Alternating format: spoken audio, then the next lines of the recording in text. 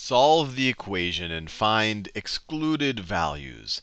And what they're talking about finding excluded values is we need to think about what values would make these either side of this equation undefined. And the reason why we want to do that is because as we manipulate this, we might lose things in the denominator, and then we might get some answer. But if it's one of those things that made the original expressions, or either side of the original equation, undefined, then that wouldn't be a legitimate solution. So that's what they're talking about, the excluded values.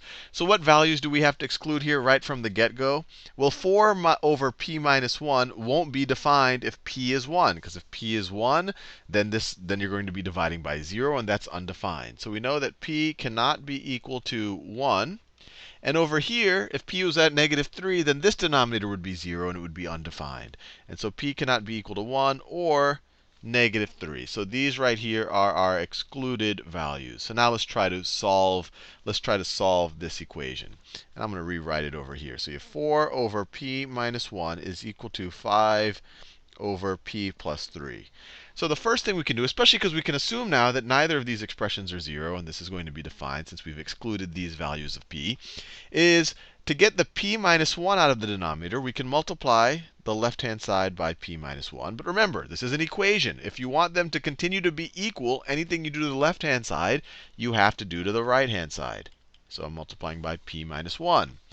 Now, I also want to get this p plus 3 out of the denominator here on the right-hand side. So the best way to do that is multiply the right-hand side by p plus 3. But if I do that to the right-hand side, I also have to do that to the left-hand side. p plus 3. And so what happens? We have a p minus 1 in the numerator, p minus 1 in the denominator. These cancel out. So you have just a 1 in the denominator, or you have no denominator anymore. And the left-hand side simplifies to 4 times p plus 3. Or if you were to distribute the 4 times p plus 3. So that is 4p plus 12. And then the right-hand side, you have a p plus 3 canceling with a p plus 3. This is p plus 3 divided by p plus 3. And all you're left with is 5 times p minus 1. If you distribute the 5, you get 5p minus 5. And now this is a pretty straightforward linear equation to solve. We just want to isolate the p's on one side and the constants on the other. So let's subtract 5p from both sides. I'll switch colors. So let's subtract 5p from both sides. And we get, on the left-hand side, 4p minus 5p is -p plus 12 is equal to, these cancel out, is equal to -5. And then we can subtract 12 from both sides. Subtract 12 from both sides. And we get, these cancel out, we get -p is equal to -5 minus 12 is -17. And we're almost done. We can multiply both sides by -1, or divide both sides by -1, depending on how you want to view it. And we get -1 times -p is, so let me just scroll down a little bit so I have a little bit of real estate.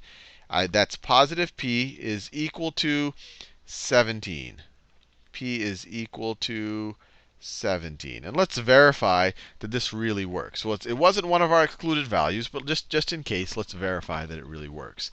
If we have p is 17, we get 4 over 17 minus 1 needs to be equal to 5 over 17 plus 3. I'm just putting 17 in for p, because that's our solution.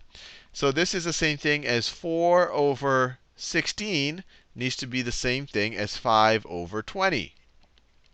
Or 4/16 is the same thing as 1/4, and that needs to be the same thing as 5/20, which is the same thing as 1/4. So it all checks out. So these are excluded values, and lucky for us, this wasn't one of them.